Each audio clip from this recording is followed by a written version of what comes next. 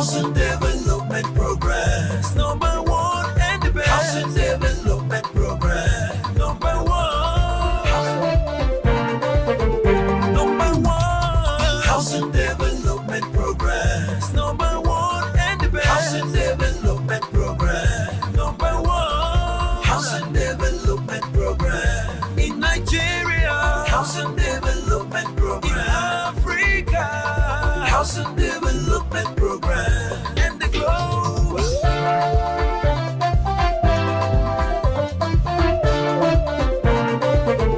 Number one, Housing Development Program. A very good morning to you and welcome to another interesting episode of Housing Development. Right here is where you get the latest information about the housing and construction industry in Nigeria and beyond. As always, I am your housing diva, Fleur Annie. Land matters have been one major area of discourse on the lips of many, from acquisition, allocation, and even administration. The list goes on, and that is why today's program is geared towards addressing relevant issues in land administration and ownership. This and more will be coming your way right after the news making rounds in the sector. I will be back.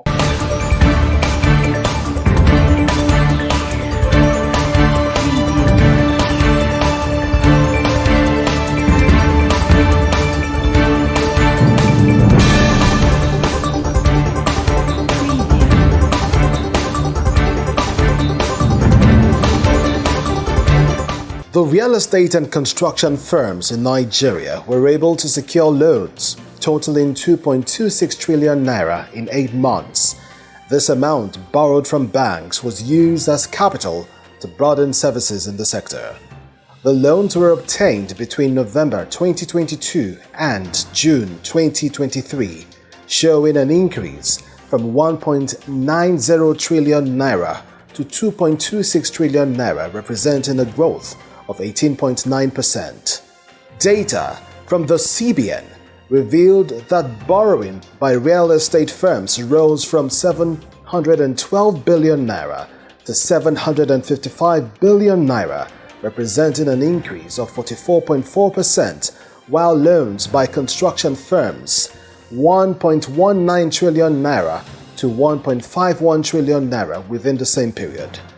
The Federal Ministry of Housing and Urban Development has expressed commitment to deepening existing partnerships with the United Nations Human Settlements Programme, UN Habitat, towards mobilizing multilateral funding and technical support for its planned nationwide urban renewal and slum upgrading program under the Renewed Hope agenda of the President Bola Tinubu administration. The Honorable Minister of Housing and Urban Development, Architect Ahmed Musa Dangiwa, disclosed this during a meeting with the delegation of UN Habitat led by the Director, Regional Office for Africa, Omar Sila, at the ministry's headquarters in Abuja. Architect Dangiwa observed that UN Habitat's new vision of a better quality of life for all in an urbanizing world aligns fully with the Renewed Hope agenda of His Excellency, President Bola Ahmed Tinubu GCFR, for housing and sustainable urban development. He further urged the UN body to support the bold plans of the ministry to increase access to decent, quality, and affordable housing for all Nigerians, including those that fall within the low and medium income segments of the country. The Pioneer Housing Development Civil Organization in Nigeria's housing and construction industry, Housing Development Advocacy Network (HDAN), has said it will lead its senior members in the industry to the Honorable Minister of Housing and Urban Development, Architect Ahmed Musa Dangiwa, in the next few weeks, and to the Chairman of Housing Committees in the National Assembly to commence the process of amending all the obsolete laws affecting the growth of real estate development in Nigeria. This was revealed in a statement signed in Abuja on Friday by the Executive Director Festus Adebayo, who noted that HDAN is set to engage all policymakers that can assist in the amendment of laws that have become an impediment to the development of housing in Nigeria. He further said other laws to be looked into is the Pension Act. This is because the pension funds are not rightly utilized for housing like they are in other countries of the world, and the NHF Act calling for the insurance companies and banks to also contribute to make housing available for all. The persistent high inflation and volatility in foreign exchange and the removal of fuel subsidy are taking a toll on building materials as prices of essential construction ingredients keep rising since the last 1 year. Prices of essential building materials like cement, blocks, doors, reinforcement bars, sands, timber works, paints, and tiles have risen by over 75% in the last 10 months, and this has become a source of concern to operatives because of the direct impact on supply, affordability, and accessibility to housing, especially for low and middle-income Nigerians.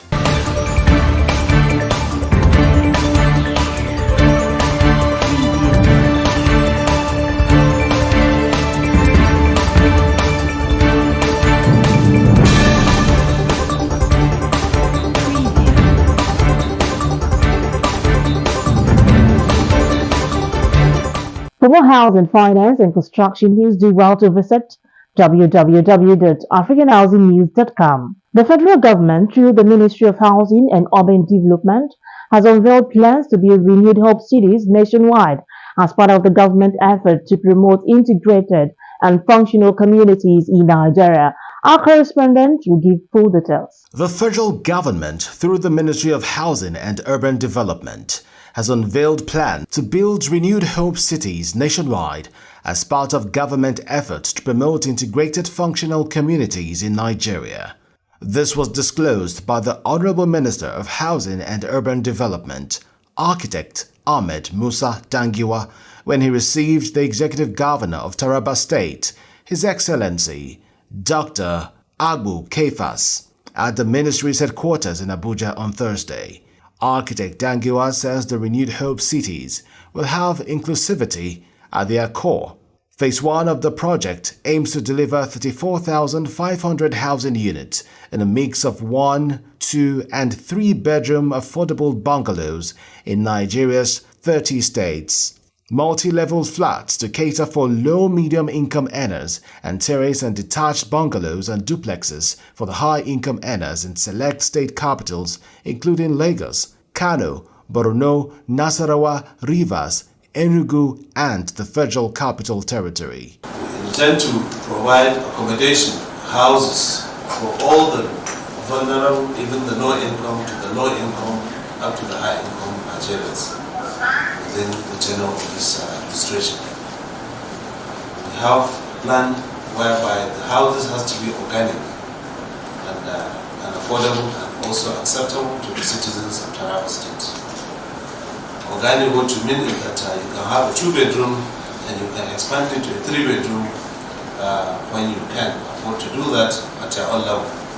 Without going to buy the 3-bedroom, for now you can buy a 2 or 1-bedroom to make it a 2-bedroom at a time. So with this project alone, we aim to create over 240,000 jobs at 7 person per housing unit. This in line with Mr. President's goal to create jobs, lift 100 million Nigerians out of poverty, and also grow the economy. Additionally, he said that to ensure affordability and quick offtake of the houses by Nigerians, the ministry has outlined the following mix of ownership options for potential beneficiaries. These include leveraging on the Federal Mortgage Bank of Nigeria (FMBN) to enable beneficiaries to access single mortgage loans payable over 30 years, using the FMBN National Housing Fund NHF mortgage loan window, primary mortgage banks, and the mechanism of the Nigeria Mortgage Refinance Company (NMRC) to enable beneficiaries who desire homes that are beyond the range offered by FMBN to access home loans at commercial rates. The minister further said the ministry will need the support of state governors in accessing free land as their contribution to the government's plan to deliver affordable housing to all segments of the population. We are not building to make a profit or to enrich private developers, no. we are building to ensure that all Nigerians from all social strata have access to decent and affordable housing. To do this, we need this access to land at no cost from the state government, and it has to be accessible. Land is a major component of housing costs, so as by giving us land, you are tackling off the huge cost that will go down the affordability of your citizens of your state. In his remark, the Executive Governor of Taraba State, Dr. Kefas, commended the minister for the bold housing plans, saying that they fit into the state's vision for inclusive and sustainable development. Taraba is well known to you. Taraba is a good place to be. Taraba is a good place to invest. So we want to open up the opportunity for this ministry to collaborate with us in whatever infrastructural development you want to bring, or to show your presence in Taraba, to let you know that we are available and are ready to partner with you. The renewed hope agenda of President Bola Ahmed Tinubu is expected to change the narrative in Nigeria's housing sector. We wait to see this landmark achievement as it unfolds, making housing available to the poor in the country. Hello, my name is Casey Arrest. I'm the Executive Director of the Centre for Affordable Housing Finance in Africa, and we're based in Johannesburg, South Africa. Please keep watching Housing Development Programme. It's a great show.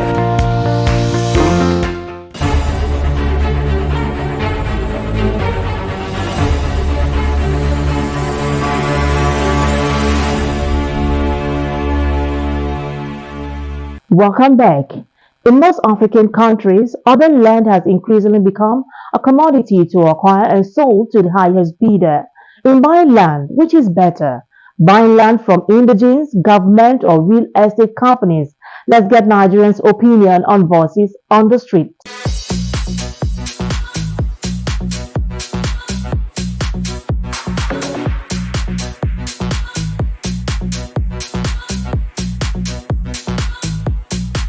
I would prefer buying from developers. The reason why is that when you go to most developers, you find out that some of the things that would have inconvenienced you, okay, has been taken care of by the developers. And with the way some of the estate developers goes this time around, you find out that in each estate, you have the basic amenities, you have your recreational centers, you have everything you need within that vicinity that we don't want actually to go outside. Okay, so I would prefer going to developers to buy than building myself. I would like to buy from government, because whatever the government is doing, everything the government is doing is genuine. So I would like to buy from them, because when I buy from government, I will have my own land of occupancy and all those necessary documents that are to show that I have is genuinely owned by me. Of course, from government. There are a lot of risks involved when you are buying from indigenes. In fact, they will even tell you that all land in Abuja here belongs to government. So why will you go to indigenes and buy land? I would prefer to buy the land from real estate companies or from indigenes there, because they are the real people of the land. That's the reason. Buying from this quack, what's it called, this Miangwa and the rest, I don't know. You know, they will just eat your money and go. But I prefer to get it from the government, you understand? No, because I'll get the paper direct from them and build my house. For me, I think I'll go with the government, because before a government gives you a land, I'm sure they've done the surveys. They are sure that this house is not on erosion, drainages. In fact, exactly. It's not up for a demolition, and then even if the indigenes are aware of the government acquiring that land, so I think I'll go with the government. Okay, I would prefer to buy it from a developer, because it will come with a full defined developing space, and it will also cover the security aspect and the documentation aspects that I won't bother to disturb myself over, and for security reasons also. I would prefer government, but the problem is that since the money is very expensive, the cost of buying from government is very expensive, maybe I will go for indigenous. I prefer to buy the one they have CO because of demolition. If I bought it from Baggingham, you understand, maybe someone will come, they will demolish the house. So if I want to buy land now, I'll buy from government, the one that have paper, that is genuine land.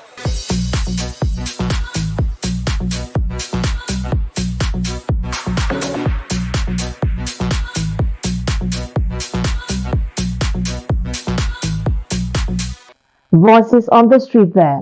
It is worthy to note that a lot of fraudsters in form of real estate companies as well as individuals are out there seeking unsuspecting prospective land buyers to defraud. They do this by selling the same piece of land to multiple people. Some of them are also experts in faking land documents just to dupe their buyers. Do your due diligence before sealing a real estate transaction. That said, in this report coming up, these professionals call on the FCT minister to end land racketeering. Take a listen. A call has been made to the Honorable Minister of the Federal Capital Territory, FCT, Barrister Nyesom Wike, to look into the issue of land racketeering that has done a lot of damage to the Abuja Master Plan and bring to an end the activities of some persons who derive pleasure in inflicting pain and agony on property owners in the FCT. The FCT, being the capital of Nigeria, many say is supposed to serve as a role model to other states in the Federation, showing how things should be done. Professionals and stakeholders in the real estate sector say the situation of land racketeering in the FCT has gone out of control and something needs to be done about it urgently. The advice I have for the Minister of Housing is for him to go into the books, look at the laws. There are extant laws that brought FCT on board, and those laws have been distorted. Who are the people responsible for the distortion, and what can he do about it to start improving on those things and start putting things in the right perspective? The land racketeering in the FCT affected me. I bought a land, Etabera Estate, 1 hectare. Before I could go there, another group have moved into the side, start building. I need to run for your life because if you do, they will kill you. So what I will do is, my advice is to this government, they should go into the system and check original owner and come to our aid. Those people must get arrested because people in the office, they are paying them. They will give you letter, they will give you offer letter, they will give you allocation letter, you pay for it, another group will come and take it. So the government knows how to tackle it. The government knows how to tackle it. Also speaking on the issue is the president of Real Estate Developers Association of Nigeria, REDAN, Aliyu Wamako. He says the issue of land racketeering has been a battle for real estate developers for years now and called on the FCT minister to put an end to it and change the narrative for the better. The FCT minister should strive to make sure that the pieces that are not harmonized in the FCT master plan shall be harmonized. At least there is Idris Consult who has given since 2007 we are on this. There is Actress, Accelerated Area Council certification. There is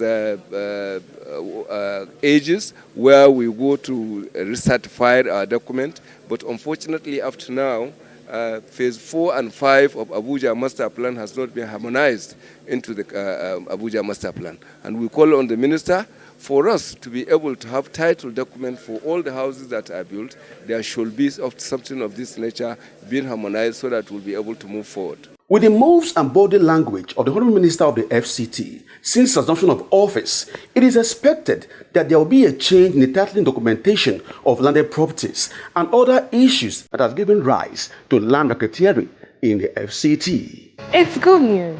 Are you a stakeholder in the built environment, or you are looking for an authentic, credible source for housing and construction news in Africa?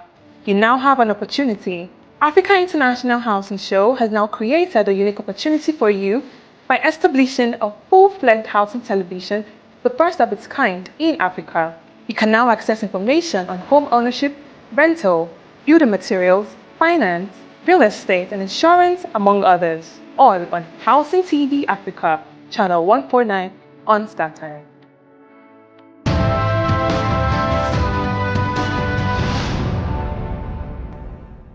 Welcome back. Still on land matters. Owning land in Nigeria comes with its ups and downs. While many save money to acquire lands, others save years to process them.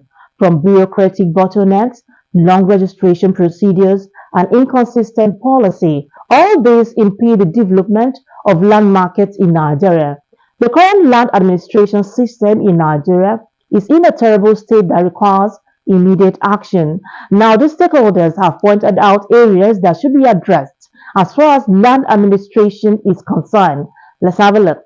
Nigeria is in dire need of improved land administration.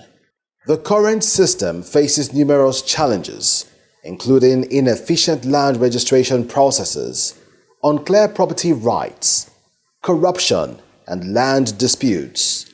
This complexity has caused confusion and disputes among landowners as issues hinder economic development, discourage investment, and increase complexities associated with land acquisition and development.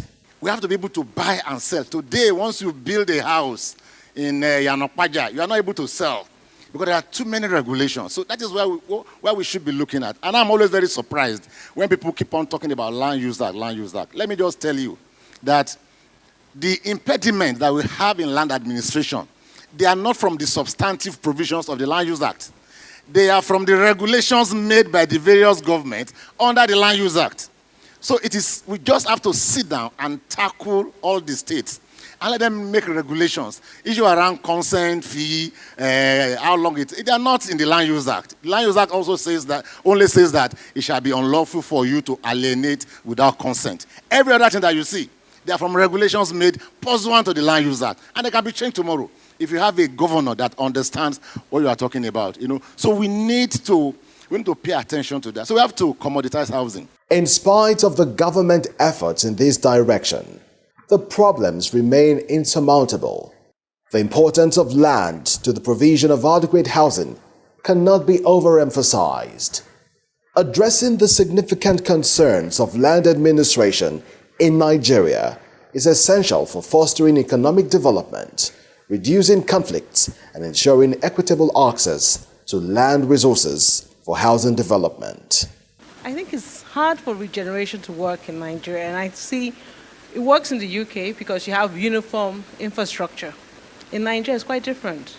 So for it to work, you have to have the infrastructure. For example, you have in Maitama in Karu. You also have to have transport access in terms of transport. There's a lot more that needs to go into the areas that need regeneration before it becomes attractive to developers and also to off-takers. So I think the government will have to work towards that to make regeneration an attractive option for developers, because then it allows access to cheaper land and also allows for development, equal development across different areas. Affordable housing is another pressing global issue, and it becomes attainable when there is a smooth and accessible land administration process. The sector itself, our sector has a huge credibility gap because of the high failure rate. So in order to fix that, we've got to do a lot of sectoral self-policing. We've got to create sectoral standards and we could say code of practice for developers that are in the industry. And when we do that, we then begin to actually not lobby government, but lobby the market to tell them that, okay, if you're going to invest in housing in Nigeria, these are credible developers that are subscribed to this code of standards. You know that when you're buying from them, this is what you're going to get, and you're going to be able to enforce it. That addresses the credibility gap. Implementing recommendations will require concerted efforts from the government, civil society, and international partners. For the broader spread of home ownership, land administration has to be tackled and developers encouraged in accordance with the Land Registration Act 2012. My name is Architect Ahmed Nengiwa, the Honorable Minister of Housing and Urban Development. I hereby endorse the Housing Development Program.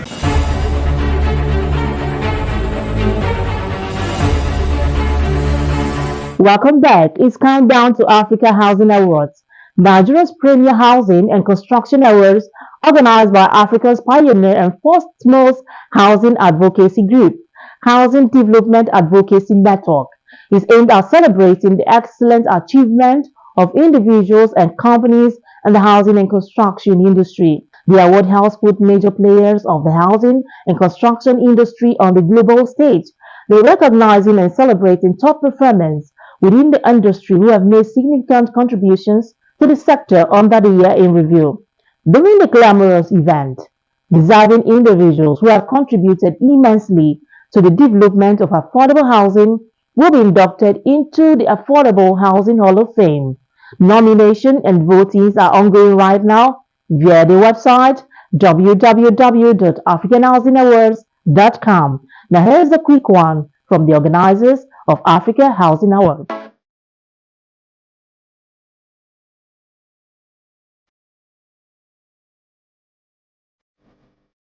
This is a good development. It's something that we encourage others to look forward to annually, and I hope they'll be able to sustain this.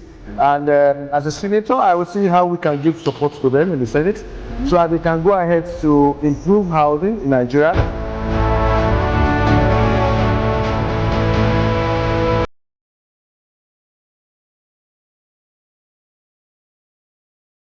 It happens, and also this challenge in the sense that this is absent from more work because we are doing the work and people are seeing you about what the case is actually doing. So I want to thank the organizer for finally working this award.